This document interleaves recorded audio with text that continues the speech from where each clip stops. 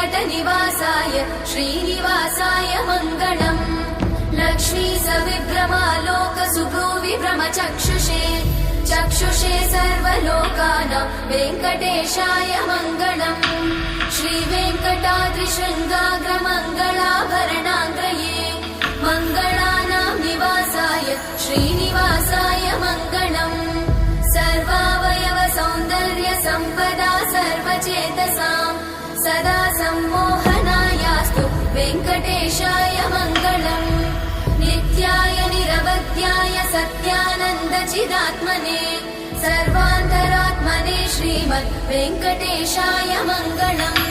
स्वतः सर्वविदे सर्वशक्तये सर्वशेषिने सुलभाय सुशीलाय वेङ्कटेशाय मङ्गलम्।